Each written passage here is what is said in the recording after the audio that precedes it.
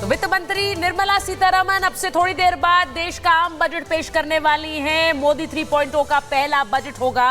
राष्ट्रपति भवन पहुंची हैं निर्मला सीतारमण और वहां से निकलने के बाद संसद भवन के लिए वो रवाना होंगी, जहां पर कैबिनेट लगाएगी मोहर इस बजट पर और फिर 11 बजे संसद में आपके लिए वो पेश होगा।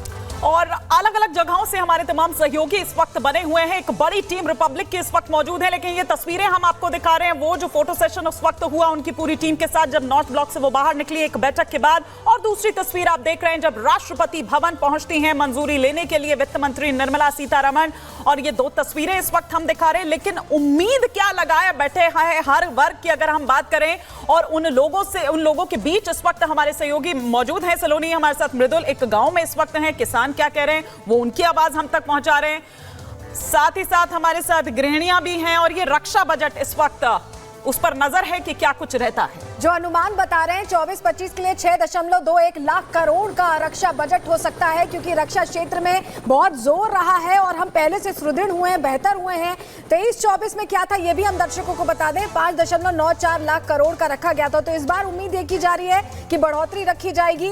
22-23 का भी हम बता रहे हैं 5.25 लाख करोड़ का बजट उस वक्त रखा गया था। और रक्षा बजट पर इस बार भी हमने ये देखा जब से प्रधानमंत्री नरेंद्र मोदी बने हैं, जब से उन्होंने पद संभाला है, उनका खास जोर ये रहा है कि आत्मनिर्भर भारत पर एक तो उनका फोकस रहता है और दूसरी चीज ये है कि कैसे और जो हमारे डिफेंस सेक्टर में मजबूती लाई जाए, क्योंकि भारत बहुत से ऐसे देशों से घिरा हुआ है जो हमें बहुत पसंद नहीं भी करते और बहुत पसंद भी करते हैं। तो दोनों का बैलेंस बनाने के लिए और मजबूती देने के लिए जोर है। लेकिन आपको दो तस्वीरें हम फिर से दिखा रहे हैं। वित्त मंत्रालय में फोटो सेशन, वो रेड टैबलेट आप देख रहे हैं जिससे आज बहीपाता निकलने वाला। हमारे साथ एक बड़ी टीम जुड़ी हुई है, आप महिमा को देख पा रहे हैं। मृदुल शर्मा हमारे साथ है, शिखर शर्मा हमारे साथ है, गणेश हमारे साथ जुड़े हुए हैं। गणेश, बताया जा रहा है कि अब बस पहुंचने वाली हैं वित्त मंत्री, क्या तस्वीरें आप वहां देख पा रहे हैं, जरा दर्शकों को बताइए।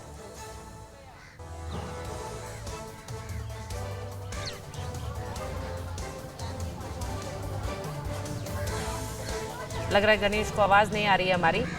गणेश, राष्ट्रपति भवन पर मौजूद देखिए, कुछ देर बाद राष्ट्रपति भवन से वित्त मंत्री निर्मला सीतारमण निकलेंगे। निर्मला सीतारमण का काफिला यहीं से निकलेगा और सीधा उसके बाद वो संसद भवन पहुंचेंगे। संसद भवन पहुंचने के बाद करीब 10:15 बजे का टाइम है जब कैबिनेट के साथ बैठक होगी। कैबिनेट की बैठक के बाद इस बजट को मोहर लगेगी और 11 बजे के समय है जब बजट को संसद भवन के अंदर बजट पेश करेंगे। तो इस बजट से सभी को बहुत अपेक्षा है, क्योंकि जिस तरीके से हम यूं कहें कि जब बीजेपी का मैनिफेस्टो आया तो लगातार वो युवा की बात कर रहे थे, तो कुछ अंदेशा उसी ओर है इस बजट को लेकर कि इस बजट के अंदर युवाओं के लिए कुछ होगा, किसानों के लिए कुछ होगा, महिलाओं के लिए कुछ होगा, अन्नदाताओं के लिए कुछ होगा, क्योंकि सभी की अपेक्षा है। साथ ही जिस तरीके से अलग अलग वर्ग के लोग हैं वो उम्मीद बनाए बैठे हैं, क्योंकि लगातार प्रधानमंत्री का जो कहना है कि मैं अपने जिस तरीके से युवा जो लगातार हमने देखा विकसित भारत 2047 की जो बात कर रहे हैं, इस बजट के अंदर उस चीज की भी झलक हमें देखने को मिलेगी। तो करीब जब 11 बजे वित्त मंत्री निर्मला सीतारमण संसद भवन के अंदर जब बजट पेश कर रही होंगी तो इन तमाम बातों को लेकर झलक भी देखने को मिलेगी, क्योंकि लगातार हमने देखा कि किस तरीके से प्रधानमंत्री लगातार एक शब्द युवा की बात कर रहे हैं और विकसित भारत 2047 के इस बजट के अंदर भी नींव भी देखने जी।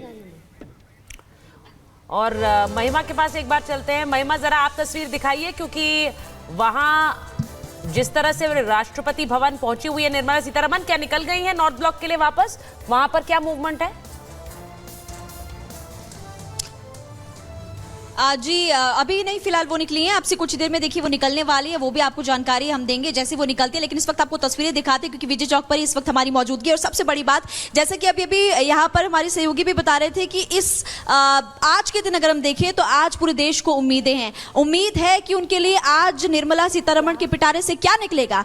लोगों को आज उम्मीद है कि आज मोदी सरकार आखिर जनता के लिए क्या लेकर आने वाली है, क्योंकि इससे पहले भी प्रधानमंत्री मोदी बार बार कहते हैं कि 4 जातियां उनके लिए सबसे ज्यादा महत्वपूर्ण, वो है महिलाएं, युवा, किसान और इसको लेकर के गरीब, ये सब कहते हैं। तो आज देखना होगा कि आखिरकार टैक्स पेयर्स को लेकर के भी देखिए फिलहाल एक खबर है। और जैसे कि आपने इससे पहले रिएक्शन भी सुनवाया कि टैक्स पेयर को राहत की उम्मीद है। इसके अलावा किसान सम्मान निधि देखिए सबसे ज्यादा महत्वपूर्ण, क्योंकि ये खबर मिल रही है किसान सम्मान निधि जो अभी तक 6,000 मिलती है और उसको बढ़ा करके 8,000 किया जा सकता है। इसके अलावा प्रधानमंत्री आवास योजना, इसके तहत इस बजट को बढ़ाया जा सकता है, प्रधानमंत्री आवास और ज्यादा लोगों को मिले, इसको लेकर के भी फिलहाल इस बजट में कुछ खास हो सकता है। स्वास्थ्य के क्षेत्र में क्या होगा। देखिए रक्षा का क्षेत्र काफी ज्यादा महत्वपूर्ण है, तो स्वास्थ्य, रक्षा, इसके अलावा शिक्षा के क्षेत्र में क्या खास रहने वाला है, वित्त मंत्री निर्मला सीतारमण के बारे में देखना काफी ज्यादा महिमा।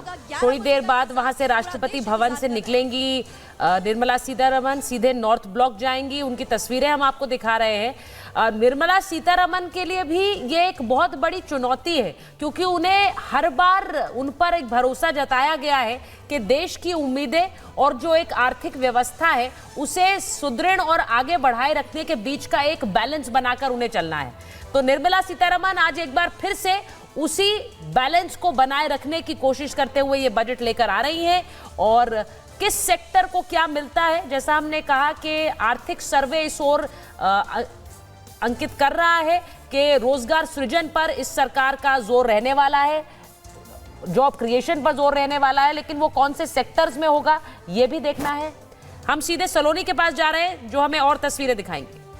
बिल्कुल सुचरिता, आप बता रही थी उम्मीदें क्या रहने वाली हैं, जरा उसे और डिटेल में हम बता दें, क्योंकि टैक्स स्लैब में जो बदलाव हो सबसे बड़ी उम्मीद है इस वक्त जनता की, क्योंकि इसमें बदलाव लंबे समय से नहीं हुआ है।